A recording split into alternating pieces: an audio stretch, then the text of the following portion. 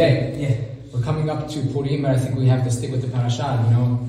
Pekudei, which is the ending of Sefer Shemot, has a very important idea with it, which is the completion of the building of the Mishkan. And we know that the Mishkan was built by none other than Betzalel. There's a beautiful midrash about Betzalel, which is a little bit, almost you could say, embarrassing for Moshe Rabbeinu. We'll see, it's really not embarrassing at all.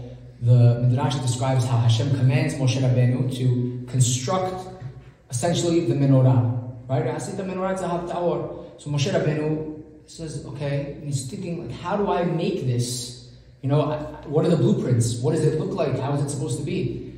And he's not able to figure it out. So he goes back to Hashem and says, can you tell me again? And Borei Olam explains it to him again. And he goes down and he forgets, he can't figure it out. And then he goes back up to Hashem and he says, what exactly is he supposed to? So Hashem shows him a menorah shel esh. This is all in the midrash. And Moshe says, okay, goes down and he's like, he can't figure it out. He can't do it. So then he goes back up, and Hashem says, why don't you ask Betzalel to do it? You know, have Betzalel do it. So Moshe says, okay. He goes to Betzalel. Now Moshe struggled so much.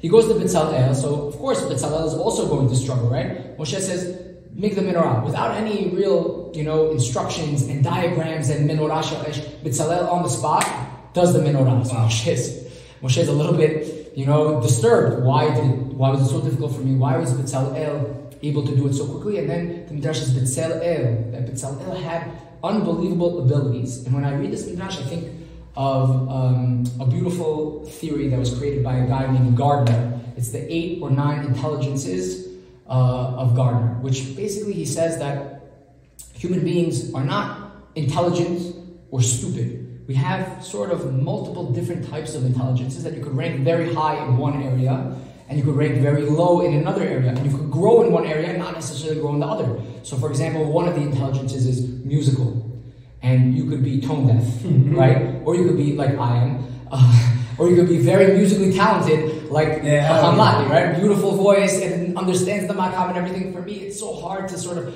I can't get in the rhythm, I can't hit the notes and everything, but other people, it comes so naturally to them, right? There's a musical intelligence. There's another intelligence, for example, like mathematical, logical. There's some people who are so great in that, and they're very poor in verbal. It's hard for them to write essays, it's hard for them to learn languages, it's hard for them to express themselves. These are different intelligences. You could be high in one, and you could be low in the other. And one of the intelligences is spatial. Your ability to sort of put things together, to figure out how things fit with one another. There's a spatial intelligence that human beings have, in which it seems like Moshe Rabbeinu, that wasn't his domain, you know, that wasn't his thing. But Betzalel was incredibly gifted. He had a gift from Hashem, a gift, to be able to build the Mishkan. And I think what we learn from this midrash is, Moshe Rabbeinu, that's not your intelligence, you know? You can grow in that, but it's not for you. Focus on what you're good at. And Betzalel has a gift. Imagine a person like Betzalel has a gift from Hashem to be able to construct and to visualize in an amazing way. Imagine if he didn't do or use that intelligence because no one ever fostered that intelligence. They called him stupid because he wasn't good at math and he wasn't good in language. So in school they called the kid stupid. So he thought he was stupid and he would never amount to anything. Meanwhile, the kid is brilliant, a genius to construct the Mishkan. 13 years old. You know, 13 years old, unbelievable. He's clearly a prodigy, but no one ever recognized that talent that he has in him. And what a waste this is. Yeah. I think it's a beautiful midrash that shows. It doesn't mean that he's greater than Moshe. Absolutely not. In fact, the way we're looking at it is he's very, very good in one specific field. Correct. Moshe Rabbeinu was Adon HaNevi'im. You know, there's many things that he was unbelievable at, but spatial wasn't his forte. You know, it wasn't his thing. Betzalel was his thing. So find your talent. Find your talent. Find your intelligence. You know, and capitalize it. And I think from Betzalel you learn, Hashem gave you a gift. First of all, find out what that gift is, because we all have strengths in certain areas. But many times in life, we don't, as you said, we don't tap into them. Yeah. We don't even see if we're good at anything, and haram, it's a waste. It's a waste. Maybe people don't value that specific talent in your area. Yeah. So you never paid attention to it, you were never fostered, you were never encouraged to pursue that intelligence. And what a waste that is. Your God-given talents are gone to waste. And then what we learn from Betzalel is you recognize, you finally found your talent.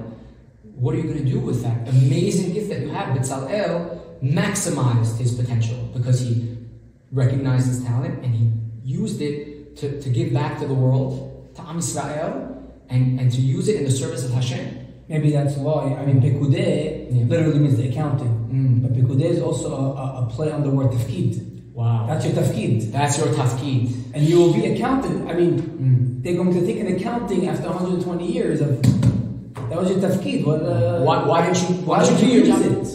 You know, like the famous Hasidic story where Rabbi Zusha, yes, one of the Hasidic masters, he says, I'm not afraid that after 120 they're going to say, how come you weren't like Moshe Rabbeinu? Because I'm not Moshe. How come you weren't like Rabbi Akiva? I'm not Rabbi Akiva. I'm scared they can say, why weren't you like Rabbi Zusha? Which means we have an image of you.